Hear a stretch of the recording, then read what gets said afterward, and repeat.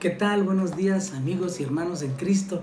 Es un gusto poder saludarles a través de las redes sociales, del Facebook, del YouTube, y seguimos con nuestro estudio de la palabra del Señor en el libro de Mateo, el Evangelio según San Mateo. Y hoy martes 2 de febrero estamos en el capítulo 9 y en el versículo 14. Entonces vinieron a él los discípulos de Juan diciendo: ¿por qué ustedes y los fariseos ayunan muchas veces y tus discípulos no ayunan? Jesús les dijo: ¿acaso pueden los que están de bodas tener luto entre tanto que el esposo está con ellos? Pero vendrán días cuando el esposo les será quitado y entonces ayunarán.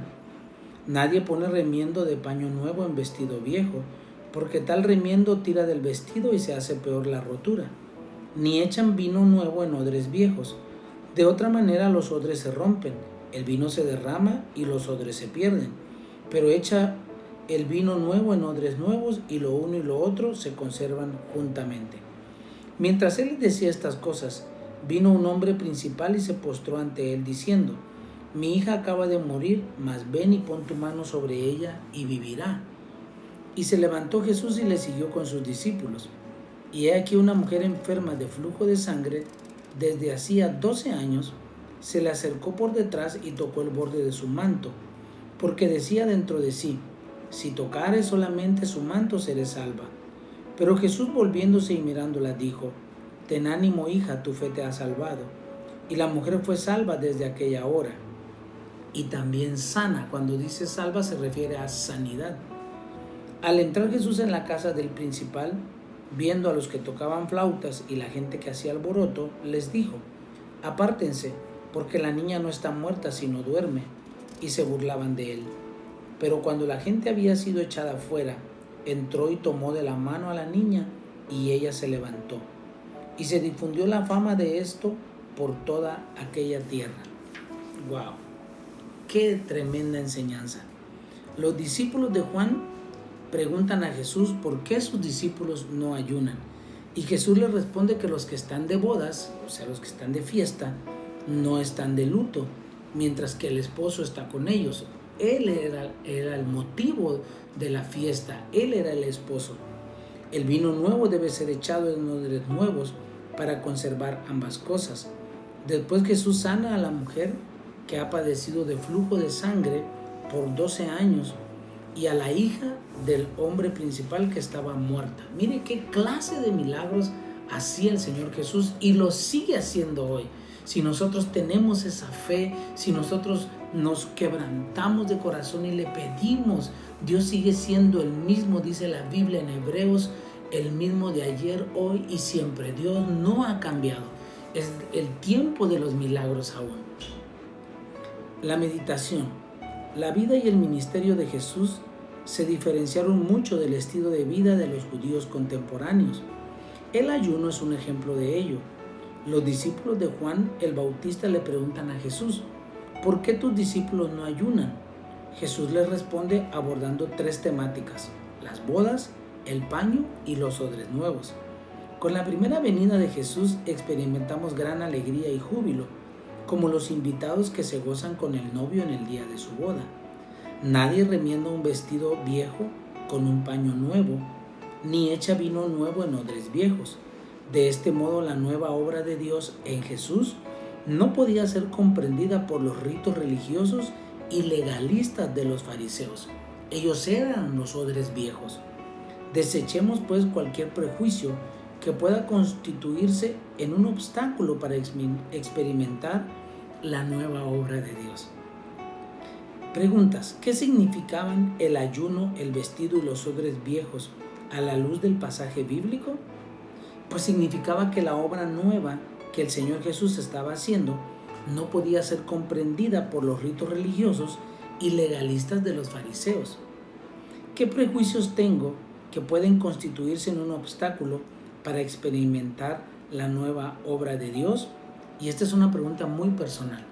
Y yo sé que a lo mejor voy a poner el dedo en la llaga, pero hoy encontramos en el Evangelio diferentes denominaciones y en cada denominación se hacen las cosas de manera diferente, pero esas cosas que se hacen de manera diferente son las que muchas veces nos separan uno del otro.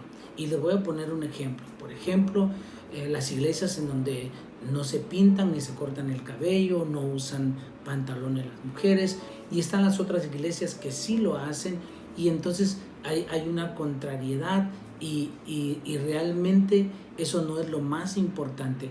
Y muchas veces son prejuicios por parte de nosotros puestos y no dejamos que la obra de Dios se extienda o que Dios quiera hacer algo nuevo. No debemos juzgarnos unos a otros. Lo que nos une es la fe en el Señor, el bautismo, la sangre de Cristo, la muerte en la cruz del Calvario, su nombre. Esas son las cosas fundamentales por las que tenemos que estar unidos en el Señor. Aleluya. La voluntad de Dios se revela en dos acontecimientos paralelos. Un hombre principal pide a Jesús por su hija que acaba de morir, y camino a casa, una mujer que ha padecido de flujo de sangre por 12 años toca el borde de su manto. Pese a su impureza, su convicción de que sería sanada al tocar al Señor la hizo actuar con valentía. Jesús la sana por su fe. Al llegar a la casa del principal, les dice a los que lloraban por la niña que ella no estaba muerta, sino dormida. La gente se burla de él. Después de pedir que se retiren del recinto, Jesús hace que la niña se levante. Vea, bien dicen que el que ríe al último ríe mejor. Dos acontecimientos que parecían imposibles de resolver nos enseñan la importancia de tener fe en Jesús. Pregunta: ¿qué necesitaron tener la mujer de flujo de sangre y el principal para ser testigos del poder de Jesús? Fe. ¿En qué necesito tener más paciencia y esperar con fe? ¡Wow! Bueno, yo puedo dar una respuesta como pastor, ¿verdad? Y esta sería, pues, necesito más paciencia para poder ver el crecimiento espiritual y la madurez de la mayoría de los creyentes. Ese es el sueño de todo pastor, que cada oveja, que cada creyente se convierta en un evangelista, en un maestro, en un pastor, que cada uno esté ganando almas para Cristo, compartiendo el evangelio, que ya no hayan problemas entre hermanos.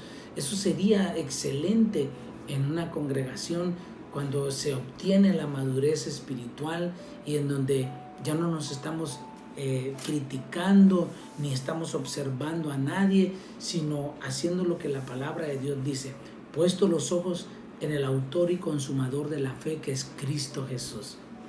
Amén. La oración. Señor misericordioso, extenderé mi mano hacia el borde de tu manto, incluso cuando sienta desvanecerse en mí toda esperanza. Clamo a ti pidiendo que sanes mi cuerpo y corazón. Confío en tu poder. Abre mis ojos y mis oídos para oír tu voz, tu dulce voz, diciéndome que recobre ánimo. Levántame con tu diestra de poder. El ensayo de hoy se llama Primero la fe. Hay una historia sobre un hombre que recorre el mundo dando un seminario sobre cómo los cristianos pueden alcanzar el éxito. Y cuando muere y va al cielo, se dedica a impartir charlas sobre qué hacer en el paraíso.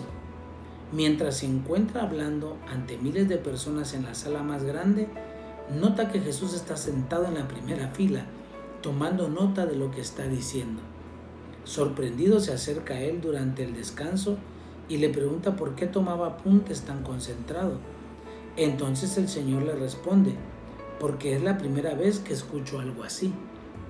Aunque debemos preocuparnos por hacer buenas obras para demostrar nuestras convicciones, la fe sigue siendo lo más importante. Si nos concentramos en conseguir resultados, no podremos ver que las promesas de Dios se cumplen solo por su soberanía, y la fe es la única que nos permite entender esa verdad. Dios nos reveló qué comportamiento deben tener todos los fieles sin importar la situación en la que se encuentren, para que puedan ser testigos de su reino: amar, obedecer y perdonar sin cesar. 3 cosas fundamentales. Debemos amar a la esposa, respetar al marido, perdonar al enemigo, no hacer enfadar a los hijos y trabajar como si estuviéramos haciendo la obra del Señor, en lugar de intentar controlar y cambiar el obrar de los demás. Debemos liberarnos de la vida que fluctúa entre la alegría y la tristeza y mirar las promesas de Dios con los ojos de la fe, las cuales Él cumplirá a su tiempo. Amén. Oremos. Señor, te damos gracias en esta mañana. Gracias porque tú eres todopoderoso, y así como sanaste a esa mujer, Señor, de flujo de sangre, y así como resucitaste a la hija de ese mandatario, Señor, tú puedes sanar a los que están enfermos. Y en el nombre de Jesús y por las llagas de Cristo en la cruz del Calvario, te pedimos que tú mandes sanidad, Señor, que tú sanes a los enfermos, a nuestros amigos, a nuestros familiares. Todas las enfermedades tú las llevaste en la cruz, según Isaías 53. Y aún esta pandemia y todas las enfermedades que puedan venir en el mundo, creadas o no creadas, Señor, por el hombre, tú las llevaste en la cruz del Calvario.